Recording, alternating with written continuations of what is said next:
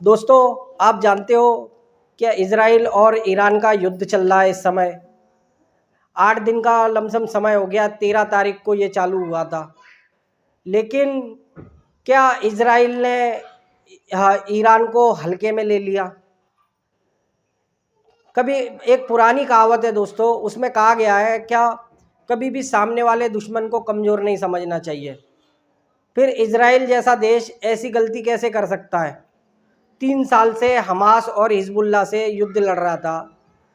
अपने हथियार आधे से ज़्यादा उसने ख़त्म कर दिए थे, खर्च कर दिए थे। और इतना पावरफुल 75 गुना ज़्यादा बड़ा देश ईरान, उससे अचानक कैसे हमला कर दिया? क्या इजराइल बिल्कुल बेवकूफ़ है? इतनी टेक्नोलॉजी होने के बावजूद, इतने समझदार, इतना मतलब नेटवर्क होने के बावजूद आज इजराइल ने ऐसी गलती कर कैसे दी?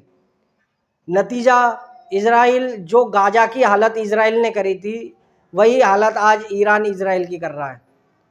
पर क्या आपको ये भी सच्चाई लगती है कि इजराइल ने केवल अपने ही दम पर ईरान पर हमला कर दिया होगा? मुझे तो नहीं लगता दोस्तों, हकीकत इसमें कुछ अलग थी। दरअसल इजराइल एक मोहरा था जो अमेरिका ने फेंका हुआ मोहरा था। अमेरिका के चढ़ावे के चलते ये जो इजराइल है, इसने ईरान पर हमला किया था। और इनका एक ही टारगेट था, मिलिट्री के कमांडर मारना और इनके जो मौजूदा राष्ट्रपति हैं या प्रधानमंत्री कह लो, आप जो भी कह लो, इनकी जो लीडरशिप है उसको ख़त्म करना, इनके परमाणु ठिकानों को ख़त्म करना। इसी तरीके से अमेरिका पहले भी कर चुका है। सद्दाम हुसैन के समय पर सद्दाम हुसैन को पूरी तरीके से घुटनों पर लाकर उसे गिरफ्तार करवाकर इराक में कर चुका है। और यही साजिश अभी इसने ईरान के साथ करी थी। और इजराइल भी जानता था कि मैं ज़्यादा समय तक इससे युद्ध नहीं लड़ सकता हूँ, लेकिन उसे पता था कि अमेरिका मेरे साथ है। लेकिन आज अमेरिका कहाँ है? आपको लगता है अमेरिका अब इस युद्ध में पड़ेगा? क्योंकि अमेरिकी राष्ट्रपति डोनाल्ड ट्रंप के जिस तरीके के बयान है, बार बार अपने बयानों पे पलटना, कभी कहते हैं कि इस हफ्ते में हम बड़ा करेंगे, अब अगले 2 हफ्ते तक हम कुछ नहीं करेंगे। क्यों है? क्योंकि रूस और चाइना और वहाँ से नॉर्थ कोरिया, तीनों एक मिलकर अमेरिका को सीधी आंखें दिखाएंगे। अगर अमेरिका इस युद्ध में पड़ेगा तो गंभीर नतीजे होंगे। और अमेरिका खुद भी जानता है कि अगर मैं अब इस युद्ध में पड़ूंगा तो रूस, चाइना, जो हमने रूस के साथ करा है, यूक्रेन को अमेरिका ने चने के झाड़ पर चढ़ाया था। नतीजा ये हुआ कि पूरा यूक्रेन आज राख बन चुका है। वहाँ पे भी अमेरिका पीछे हट गया है।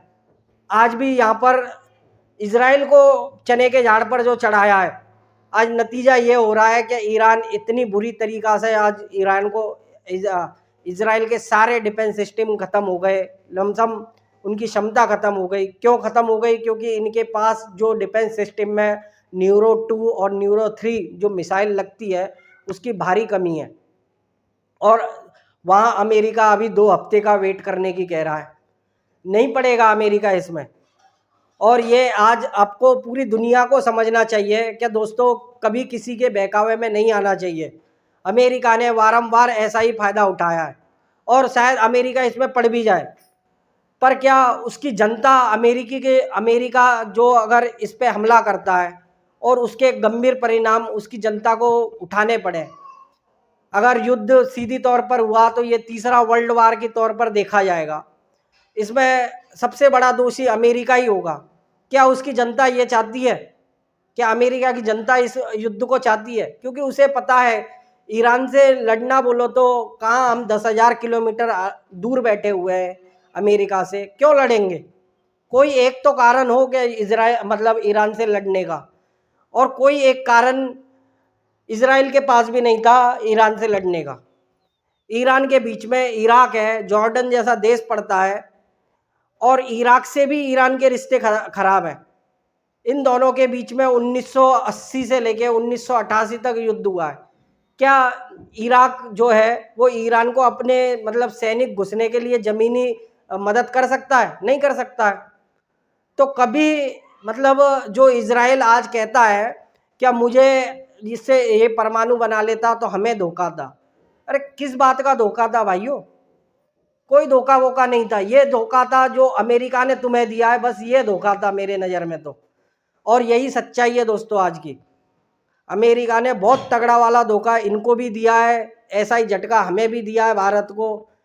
क्या जो सीज फायर मामला था उसमें भी जो दो टूक बातें करी हैं, और जो हमने 11-11 इनके साथ यात्रा करी है, हमने 11 बार इनके यहाँ गए, जो दोस्ताना था आज दिखा दिया आसिर मुरीद को बुला के क्या हमारा कितना बड़ा दोस्ताना है।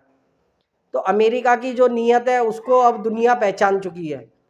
लेकिन अगर ये युद्ध अब भाइयों कंडीशन पता है क्या हो गई है, क्या अब युद्ध में कोई भी रूल लागू नहीं होते, क्योंकि जिस तरीके से इजराइल ने गाजा पर सिविलियंस, हॉस्पिटल्स, ऐसे जो सिविलियन इंफ्रास्ट्रक्चर थे, बिल्डिंगें थी, उन पर निशाना साधा था, ईरान सेम यही कर रहा है।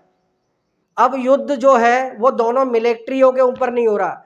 ईरान जो हमले कर रहा है वो मिलिट्री बेस के ऊपर नहीं कर रहा है, वो सिविलियन को टारगेट कर रहा है। वो माइक्रोसॉफ्ट की बिल्डिंग उड़ा दी उसने, सिविलियंस के घरों को तबाह कर रहा है। बताया जा रहा है कि ईरान जो हमले कर रहा है वो एक स्कैम्पर मिसाइल के थ्रो कर रहा है, जिस मिसाइल में जमीन से ऊपर 7 किलोमीटर ये अलग अलग हिस्सों में बढ़ जाती है। इसमें से कम 30-40 छोटे छोटे मिसाइलें निकलती हैं जो अलग अलग जगह पर तबाही मचाती हैं। अगर मान लो कोई मिसाइल 7 किलोमीटर ऊपर से अलग अलग हो गई तो 8-10 किलोमीटर के दायरे में पूरी तरीके से तबाही मचाती है। और इजराइल का जो डिफेंस सिस्टम है उसके पास अब जो हथियारों की कमी है इजराइल के, उसके चलते इजराइल अब अपने डिफेंस सिस्टम से इनको इंटरसेप्ट नहीं कर पा रहा है। बहुत बड़ी भूल करी है भाइयों। ये युद्ध आज आपने देखा होगा, मेरे पास एक वीडियो भी आया है। ईरान की जो जनता है वो उनके लीडरशिप के सपोर्ट में आज पूरी सड़कों पर उतरी है। जुम्मे की नमाज के बाद आज ये सारे लोग इकट्ठे होकर अपनी सरकार के समर्थन में आए। क्यों आए? और आज इन्होंने अपना जो मेन दुश्मन है उसको इजराइल नहीं बताया है। इन्होंने कहा है, मतलब ये सब मानते हैं कि ये अमेरिका ने जानबूझकर थोपी हुई जंग है। हकीकत है दोस्तों, बिल्कुल हकीकत है। कौन नहीं जानता है अमेरिका क्या चाहता था, इजराइल और ईरान ने क्या करा था? कुछ भी नहीं करा था।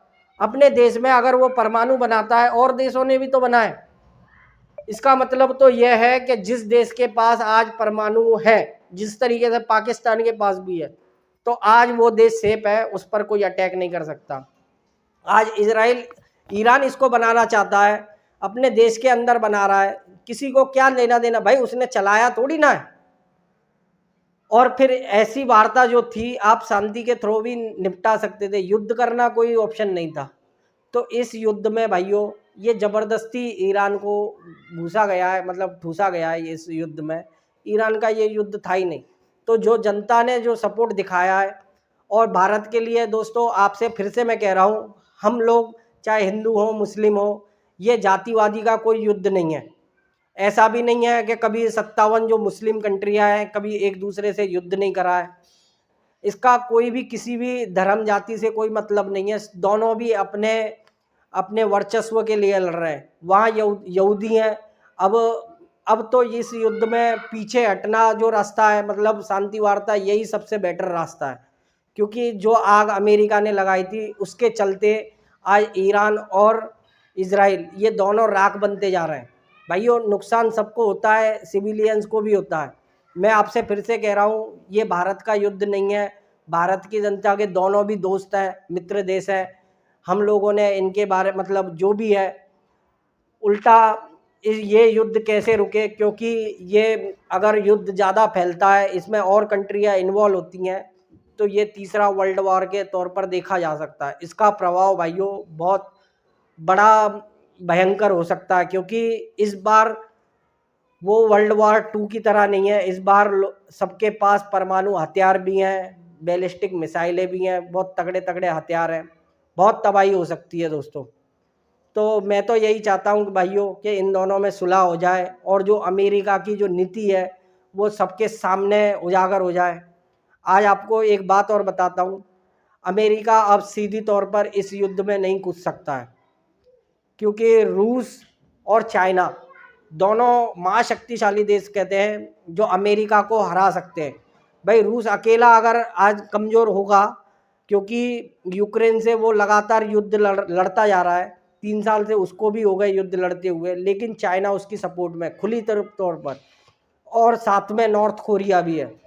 और जिस तरीके से अमेरिका ने भारत से रिश्ते बिगाड़ लिए हैं, इस समय अगर रूस, चाइना और नॉर्थ कोरिया साथ मिलकर भी लड़े ना, और फिर उसके साथ उनके साथ भारत भी खड़ा हो जाएगा और अमेरिका को इसका बहुत गंभीर नतीजा मिल सकता है।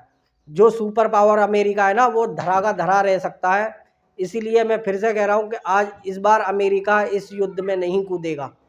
और लोगों के सामने आप लोगों को हमेशा समझना चाहिए कि ये जो युद्ध है ना, ये आज अमेरिका ने जो भड़का है, विदेश नीतियाँ बंदी कर दो बिल्कुल, क्योंकि सब लोग वहाँ पर तो जाकर हाथ वाथ मिलाते हैं, सब एक दूसरे के वो होते हैं कि कितने बड़े ये हमारे करता धरता है, और हकीकत में कुछ और होते हैं।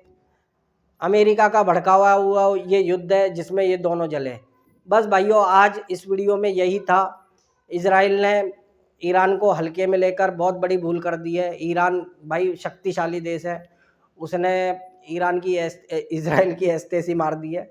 बस भाइयों, जय हिंद सभी को। वीडियो अच्छी लगे, बात को अगर सच्चाई से और गहराई से समझी हो आपने, तो लाइक भी कर देना वीडियो को और चैनल को सब्सक्राइब कर देना।